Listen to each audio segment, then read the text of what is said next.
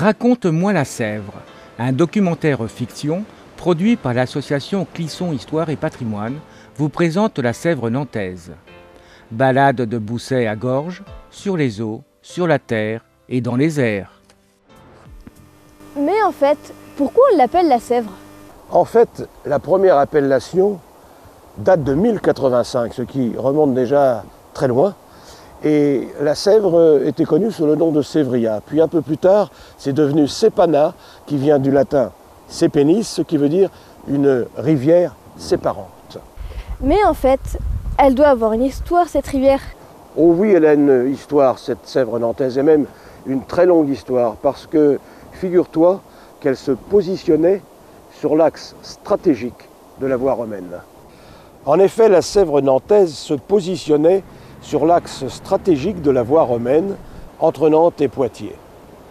Sous l'Ancien Régime, la rivière servit de frontière entre trois provinces, le Poitou, l'Anjou et la Bretagne. De puissantes forteresses médiévales se sont édifiées à Mortagne, à Tiffauges et à Clisson. Pays de bocage avec cette terre accidentée, granitique et schisteuse, issue du plissement de l'écorce terrestre, la vallée de la Sèvre doit sa richesse primitive à ses eaux. C'était une voie de communication privilégiée et de ce fait, elle deviendra une voie économique importante.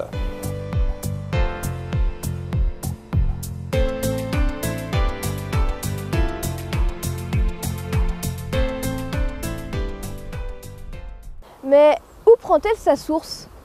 Alors il faut que tu saches que la Sèvre nantaise est un affluent de la rive gauche de la Loire. Elle prend sa source à 215 mètres d'altitude, dans les Deux-Sèvres, sur la colline de Gâtine. Mais sa source principale est en amont de l'étang de l'Archerie sur la commune du Beugnon. D'une longueur de 136 km, elle traverse ou longe les départements des Deux-Sèvres, de la Vendée, du Maine-et-Loire et de la Loire-Atlantique.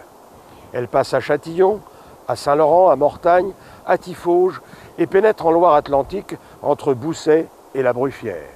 Elle s'achemine ensuite vers Gétigné, Cugand, Clisson, Gorges, Médon, Le Palais, Monnières, Saint-Fiacre, La Haye-Foissière, Vertou, Rezé et se jette en Loire à Nantes entre les quartiers Pont-Rousseau et Pirmille.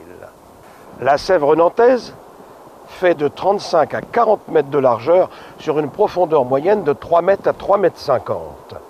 Le niveau de l'eau à Nantes est de 8 mètres au-dessus du niveau de la mer. Il est à Clisson d'environ 16 mètres à 18 mètres et à Gétigné de 25 à 30 mètres. Elle n'est navigable que dans sa partie inférieure de Monnières à l'embouchure, soit 22 km.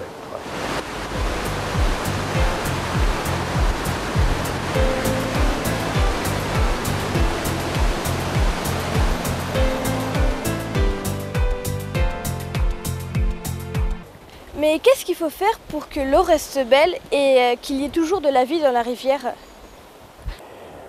Eh bien, vois-tu Maxime, la meilleure façon de savoir si l'eau va toujours être belle et s'il y aura toujours la vie dans la rivière, dans cette Sèvre nantaise, c'est de s'adresser à notre technicien qui est là, qui est un expert de la Sèvre nantaise justement. Donc, ce qu'on recherche aujourd'hui, en fait, c'est une eau de qualité dans une rivière vivante. C'est ce qu'on appelle le bon état des eaux. Et pour y arriver, en fait, il faut travailler à deux niveaux.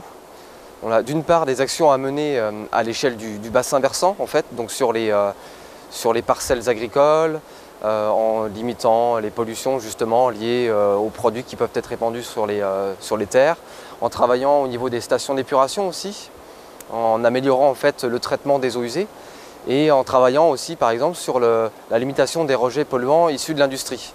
Donc à ce niveau-là, il y a beaucoup d'actions qui sont faites aujourd'hui par les collectivités, par les agriculteurs, par les industriels. Ça, c'est un premier niveau d'action.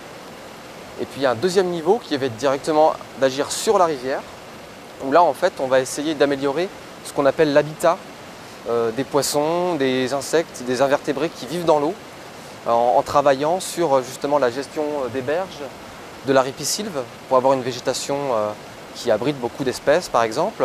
Le film complet d'une durée de 25 minutes est à votre disposition à l'association Clisson Histoire et Patrimoine pour la modique somme de 10 €.